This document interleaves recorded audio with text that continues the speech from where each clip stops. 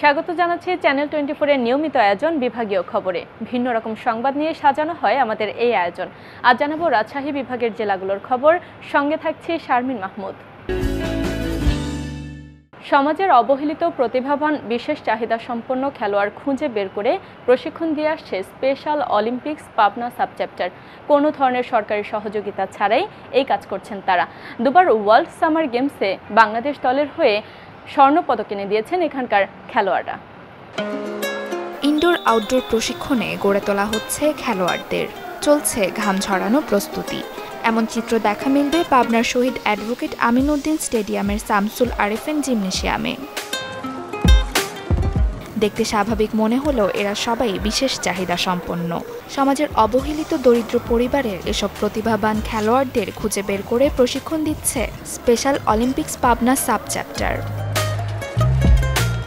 এবার ইতালির তুরিন সিটিতে বসছে অল উইন্টার গেমস। এই গেমসে শুধু ফ্লোর বল খেলায় অংশ নেবে বাংলাদেশ নারী দল। দলে 8 জন বিশেষ চাহিদা সম্পন্ন খেলোয়াড়ের 4 জনই পাবনার। সেই লক্ষ্যে নিরলস পরিশ্রম করে যাচ্ছেন খেলোয়াড় ও প্রশিক্ষক। স্পেশাল অলিম্পিক্সের পাবনা সাবচ্যাপ্টার প্রত্যেকবারই ভালো করে। আশা করি এবারও আমাদের বাংলাদেশ টিম চ্যাম্পিয়ন হবে, তথা আমাদের যে 4 জন খেলোয়াড় অংশগ্রহণ করছে এরাও আমাদের এই বাংলাদেশের পতাকা উত্তোলন করবে ইটালির সিটি তুরিন শহরে। এছাড়াও 2027 সালে ওয়ার্ল্ড সামার গেমসকে সামনে রেখে বর্তমানে 35 জন চাহিদা সম্পন্ন ছেলে মেয়েকে দেয়া হচ্ছে প্রশিক্ষণ। ব্যাডমিন্টন ও সাঁতার প্রশিক্ষণ নিচ্ছেন তারা। প্রতিদিন দূর দূরান্ত থেকে সন্তানদের প্রশিক্ষণে নিয়ে আসেন বাবা মা। শত কষ্টের পরও প্রত্যাশা বিদেশের মাটিতে বাংলাদেশের সুনাম বয়ে আনবে সন্তানরা। আমি পাবনা থেকে 50 কিলোমিটার দূর থেকে আসি। অন্য কোথাও নিলে আমার মেয়েকে কেউ নেয় না খেলায়, এই জন্য এখানে ওদের মতো যারা তাদের সাথে খেলার জন্য নিয়ে আসি। আমি আমার মেয়েকে দাসুয়া থেকে স্টেডিয়ামে নিয়ে আসি। স্টেডিয়াম থেকে দাসুয়ার দূরত্ব 18 কিলো। আমি চাই আমার মেয়ে ভালোভাবে খেলাধুলা করুক। আমি মা হয়ে চাই যে আমার মেয়ে যাদের সাথে খেলতে যাচ্ছে তারা সবাই যেন ভালোভাবে খেলাধুলা করে। প্রথমবার দ্বিতীয়বার যে রকমের স্বর্ণপদক পাচ্ছে এবারও যেন সেই রকমের স্বর্ণপদক পায়। আর শব্দে প্রকাশ করতে না পারলেও ইশারায় সবার কাছে দোয়া ও ভালোবাসা চাইলেন এসব খেলোয়াড়রা।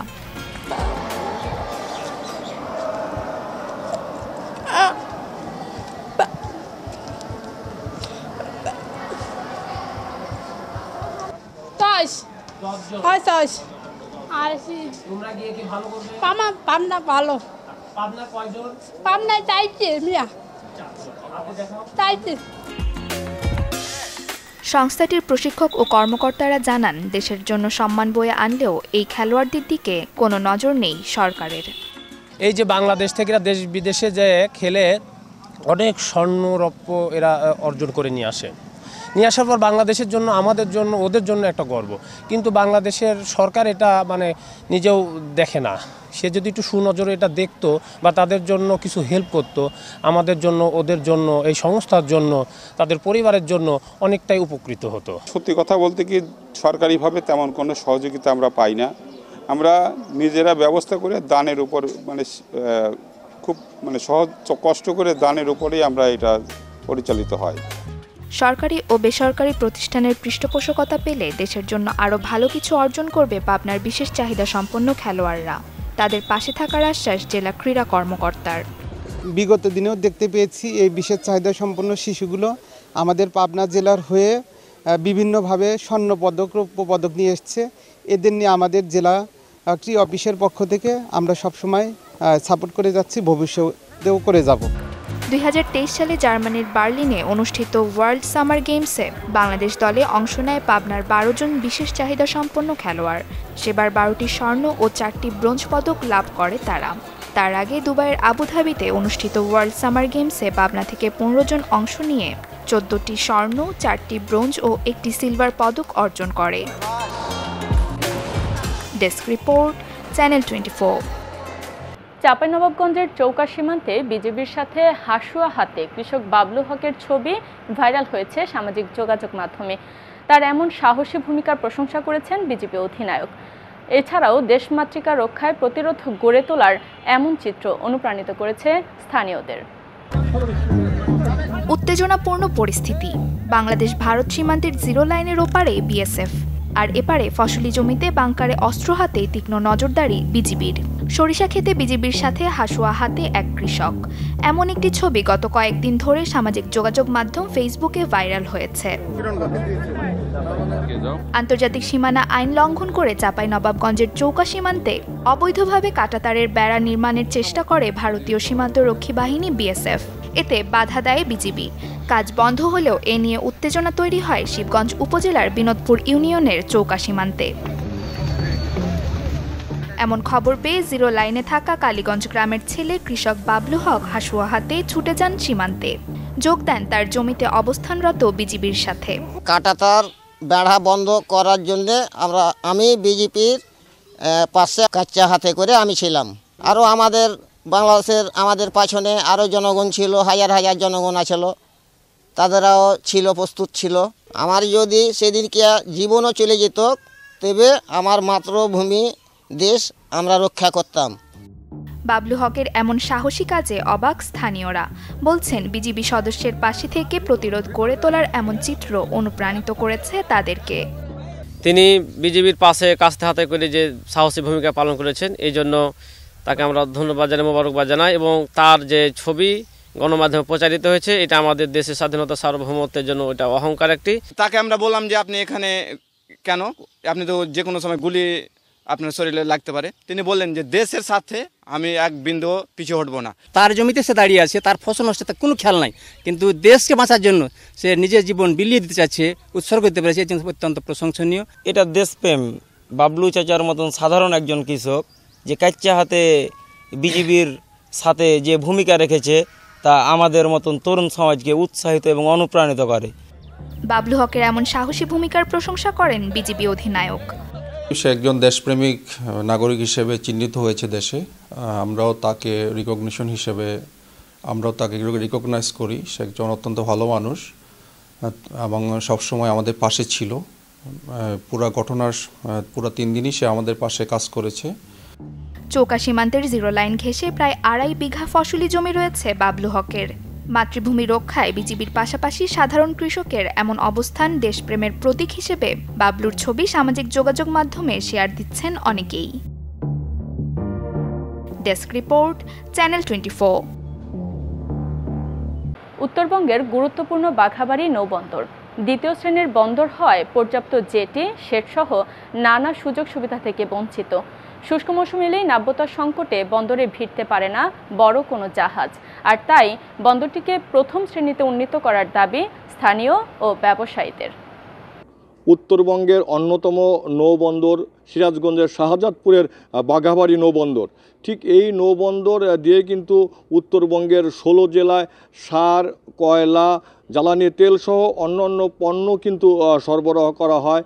প্রতিদিন কিন্তু এই বাঘাবাড়ী বন্দরেই নারায়ণগঞ্জ, চট্টগ্রাম সহ দেশের বিভিন্ন বন্দর থেকে কিন্তু পণ্যবাহী জাহাজগুলো এই নৌবন্দরে ভেড়ে এবং এরপরে কিন্তু এই বন্দর থেকেই কিন্তু যে পণ্যগুলো খালাসের পরে উত্তরবঙ্গের যে 16 জেলা রয়েছে সেই 16 জেলায় কিন্তু জ্বালানি তেল, সার, কয়লা সহ অন্যান্য যে পণ্য সেগুলো কিন্তু সরবরাহ করা হয়।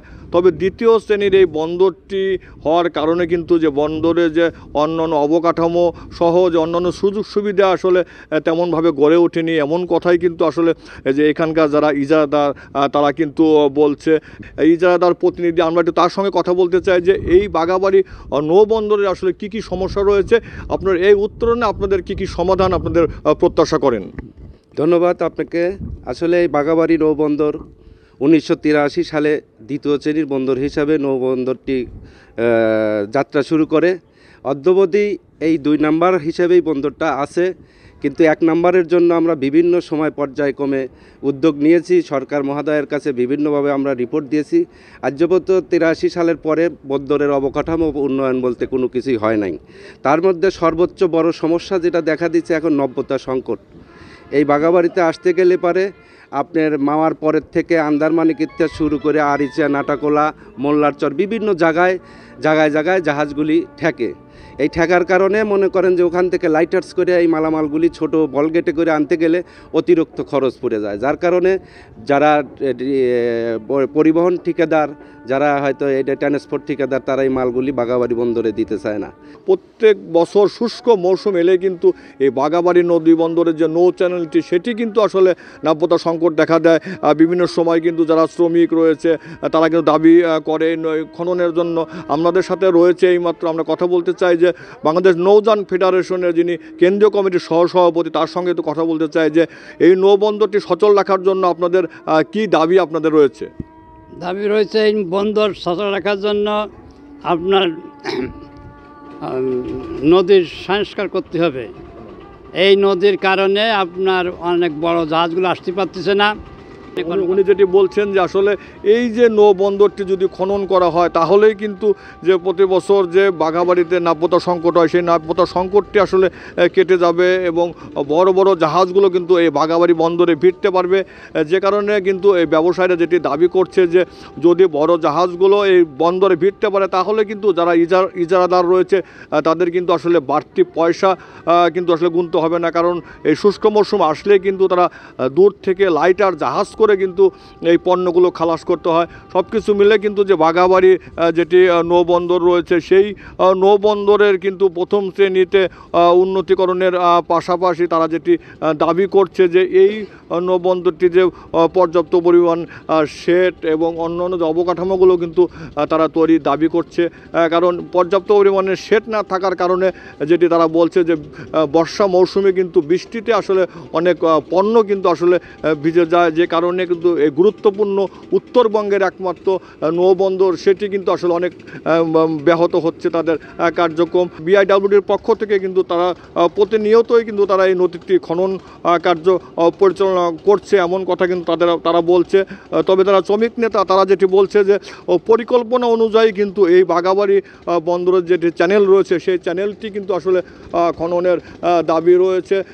সব কিছু মিলে কিন্তু বাঘাবাড়ি যেটি নৌবন্দর সেটি কিন্তু আসলে গুরুত্বপূর্ণ নৌবন্দরটিকে আসলে টিকিয়ে রাখার দাবি করেছে কিন্তু ব্যবসায়ীরা। হিরক গুণ, চ্যানেল 24, বাঘাবাড়ি নৌবন্দর, সিরাজগঞ্জ। মধু চাষী ও ভোক্তাদের কথা বিবেচনা করে দেশের প্রথম মধুর হাট উদ্বোধন করা হয়েছে বগুড়ায়। সপ্তাহের প্রতি সোমবার পল্লী উন্নয়ন একাডেমির হোলসেল মার্কেটে বসবে এই হাট।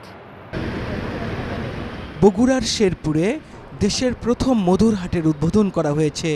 গেল সোমবার দুপুরে পল্লী উন্নয়ন একাডেমির হোলসেল মার্কেটে মধুর হাটের উদ্বোধন করা হয়। সপ্তাহের প্রতি সোমবার এই হাট বসবে। সময়ের ব্যবধানে মধুর উৎপাদন ও ব্যবহার বেড়েছে কয়েক গুণ।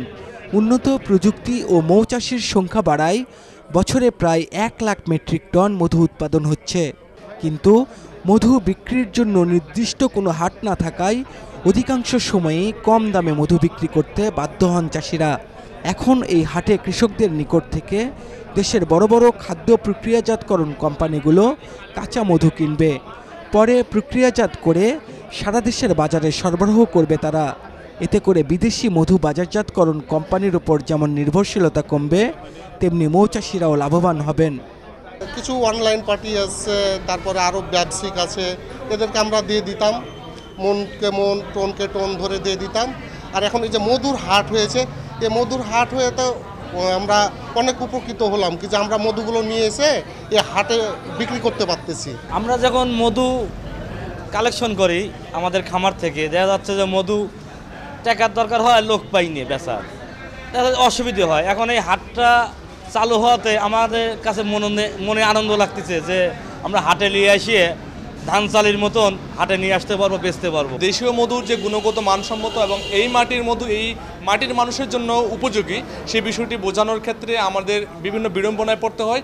সেই ক্ষেত্রে উৎপাদিত যে মধুগুলো সেগুলো সরাসরি গ্রাহকের কাছে এবং এগুলো ভোক্তার কাছে পৌঁছানোর ক্ষেত্রে হাট একটি গুরুত্বপূর্ণ ভূমিকা পালন করতে পারে। বিশেষত ছোট ছোট উদ্যোক্তা, বিভিন্ন ব্র্যান্ড এবং কোম্পানি, মধু বিষয়ক কোম্পানি উৎপত্তি লাভের ক্ষেত্রে এই হাট ভূমিকা রাখবে। হাটে তোলা মধুর মান যাচাইয়ে কাজ করবে নিরাপদ খাদ্য অধিদপ্তর ও বিএসটিআই। দাবি, কেবল সনদপ্রাপ্ত উৎপাদকরাই এই হাটে মধু বিক্রি করতে পারবেন। বাংলাদেশ নিরাপদ খাদ্য কর্তৃপক্ষের যে আমাদের ভ্রাম্যমাণ ল্যাবরেটরি আছে সেটাতে আমরা মধুর যে ভেজাল শনাক্ত করার যে পরীক্ষাটা, এটা আমাদের সুযোগ আছে এবং আমরা এই বাজারটা যেহেতু আজকে চালু হলো, আমরা নিয়মিতই এখানে সেই টেস্টগুলো করতে পারবো এবং সেখানে যদি কোনো ভেজাল বা দূষণ থাকে তো সেটাও আমরা নির্মূল করতে পারবো। বগুড়ার বাইরে থেকে যেসব প্রতিষ্ঠানগুলো মধু এখানে নিয়ে উপস্থিত হয়েছে সে সম্পর্কে আসলে তথ্য আমার এক্সাক্ট তথ্য এই মুহূর্তে নেই, কিন্তু বগুড়া থেকে যারা এসেছে তাদের বেশিরভাগেরই লাইসেন্স আছে, বিএসটিআই লাইসেন্স। আয়োজকরা বলছেন উৎপাদন ব্যয়ের সাথে সামঞ্জস্য রেখে মধু বিক্রির পাইকারি ও খুচরা দাম নির্ধারণ করে দেওয়া হয়েছে। এতে সাধারণ মানুষ ন্যায্য মূল্যে নিরাপদ ও খাঁটি মধু হাতের নাগালে পাবেন। মধু উৎপাদনকারী আছে কিন্তু দেশে কোনো হাট নাই, হোলসেল মার্কেট নাই, যাতে করে এটা একটা হোলসেল মার্কেট হিসাবে প্রতিষ্ঠা লাভ করে এবং এটাকে কেন্দ্র করে যাতে করে আরও দেশের বিভিন্ন জায়গায় মার্কেট গড়ে ওঠে সেই উদ্দেশ্য নিয়ে আমরা করেছি, যাতে করে যারা মধু উৎপাদন করে তারা সহজে বিক্রি করতে পারে। মধুর হাট উদ্বোধন উপলক্ষে নিরাপদ মধু উৎপাদন, প্রক্রিয়াজাতকরণ এবং বাজারজাতকরণের সমস্যা ও সম্ভাবনা শীর্ষক এক সেমিনার আয়োজন করা হয়। এতে নিরাপদ খাদ্য অধিদপ্তর, ভোক্তা অধিকার সংরক্ষণ ও বিএসটিআইয়ের প্রতিনিধি, মৌচাষী, উদ্যোক্তা এবং সুধীজন অংশগ্রহণ করেন। ফরহাদুজ্জামান শাহী, চ্যানেল 24, বগুড়া। জয়পুরহাটে ফলবাগানে পানি দেয়া হচ্ছে আধুনিক ড্রিপ সেচ পদ্ধতিতে। এতে খরচ কম আর উৎপাদন বাড়ায় লাভবান হচ্ছেন বাগানীরা। জয়পুরহাট সদর উপজেলার পালি গ্রামের ড্রাগন ফল চাষী গোলাম আজম। তিনি 2.5 বিঘা জমিতে ড্রাগন চাষ করছেন। সবসময় প্লাবন পদ্ধতিতে বাগানে সেচ দিতেন, এতে তার উৎপাদন কমে খরচ বেড়ে যেত। এ সময় তিনি জেআরডিএম থেকে আধুনিক পদ্ধতিতে কিভাবে সেচ দেওয়া যায় তার উপর বিনামূল্যে প্রশিক্ষণ নেন। প্রশিক্ষণ শেষে ড্রিপ সেচ পদ্ধতিতে গাছের গোড়ায় গোড়ায় চাহিদা মতো পানি দেয়া শুরু করেন। এর ফলে উৎপাদন বৃদ্ধি ও ব্যয় খরচ কমে বেশি লাভের মুখ দেখছেন তিনি। আমরা যখন শালুতে সেচতাম তখন পানি বেশি হতো, 1000 বেশি হতো, এখন একটু কোনো জায়গা উঠেনি, অনেক লেবার লাগতো। সেখানে আমরা জিআরডিএম বাইরে আসে তারা অনেক জিনিসপত্র দিল, তাদের সব গাছের গোড়ায় পানি ঠিকমতো পাচ্ছি। আধুনিক ড্রিপ পদ্ধতিতে শ্রম ও ব্যয় কমে লাভ বেশি হওয়ায় আগ্রহ বাড়ছে অন্যান্য কৃষকদের। আগে আমরা জমিতে সাধারণত পাইপের মাধ্যমে ঢালাওভাবে সেচ দিতাম, কিন্তু এখানে আজম চাচার জমিতে এসে দেখলাম মানে ওই চিকন পাইপের মাধ্যমে প্রতিটা গাছের গোড়ায় গোড়ায় পানি যাচ্ছে। এটা দেখে আসলে খুব ভালো লাগলো এবং ফসলের এরকমভাবে সেচ দিলে ফসল খুব উপকৃত হবে। পানি ওখান থেকে দিতে পারতেছি, সুবিধা হচ্ছে। মাটি ভেজা থাকছে সবসময়, গাছ ভালো থাকবে, গাছের ফল ভালো পাওয়া যাবে, আগামীতে আরও ভালো হবে। লিচুর গাছ আছে, এখানে পানি দিতে অনেক কষ্ট হয় এবং অনেক সময় লাগে, বিদ্যুৎ বিল লাগে বেশি।